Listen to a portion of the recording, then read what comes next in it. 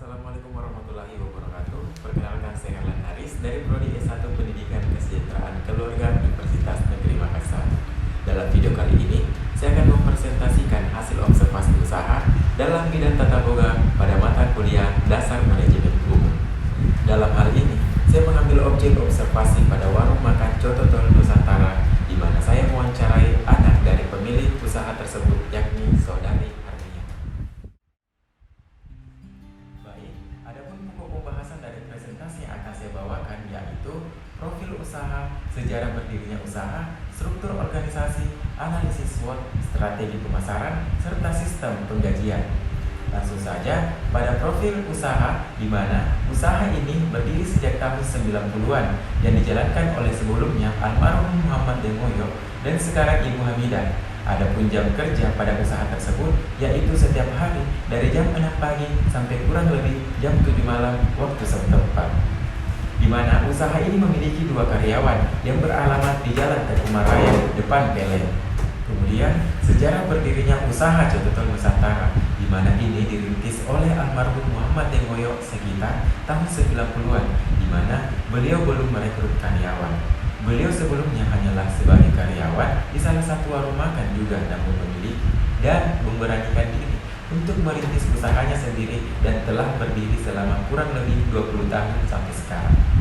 Lokasi sebelumnya mengalami banyak perubahan tempat dikarenakan lokasi usaha yang dijalankan masih kontrak, di mana sewaktu-waktu lokasi yang digunakan akan difungsikan juga oleh pemiliknya. Observan dalam hal ini saya sendiri juga menganalisis struktur organisasi dari usaha tersebut, di mana usaha ini dijalankan oleh istri perintis sebelumnya yaitu Ibu Hamidah.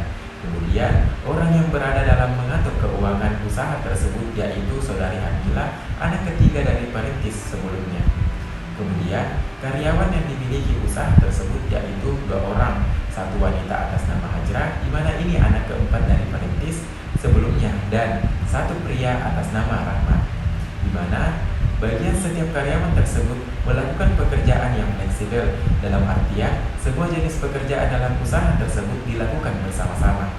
Kemudian saya akan memaparkan hasil analisis SWOT antara lain mengenai keunggulan dari usaha tersebut, yaitu lokasinya yang strategis sehingga mudah dijangkau oleh masyarakat umum, serta dari segi rasa dan porsi ini terbilang memiliki kualifikasi di atas rata-rata dari warung makan sejenisnya.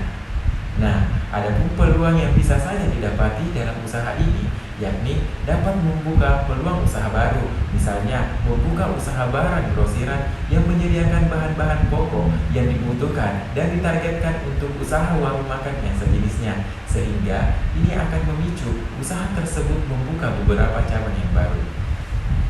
Nah, adapun kelemahan dari usaha ini yaitu minimnya lahan parkir, di mana lahan parkir yang tersedia hanya mampu menampung 2-3 kendaraan mobil dan ditambah kurang dari 10 kendaraan motor.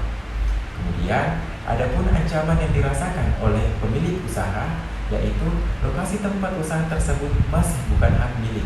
Ini dikarenakan usaha tersebut masih berstatus pedagang kaki lima, dalam artian usaha tersebut akan mengalami penggusuran jika pemilik lahan sudah merasa dirugikan. Kemudian kita melangkah pada strategi pemasaran yang dijalankan oleh pengusaha tersebut. Nah, sekarang sudah zaman milenial sehingga pemasaran bisa juga lewat via online seperti aplikasi belanja online dan lain sebagainya. Kemudian seperti pemasangan spanduk yang besar pada lokasi usaha, di mana ini juga memungkinkan untuk menarik minat pelanggan. Dan strategi yang terakhir yang dilakukan yaitu pemasaran secara langsung. Dalam hal ini dilakukan misalnya pengusaha menerima pesanan dari luar secara otomatis, ini akan dikatakan pemasaran secara langsung karena pemilik usaha memasang beberapa banner sebagai identitas usaha. Nah, pada pembahasan yang terakhir, saya akan membahas mengenai sistem penggajian pada usaha tersebut, di mana sistem penggajiannya yaitu diberikan per hari, di mana upah yang diberikan untuk karyawan dihitung dari omset yang didapatkan pada hari itu juga, di luar dari gaji konsumsi karyawan.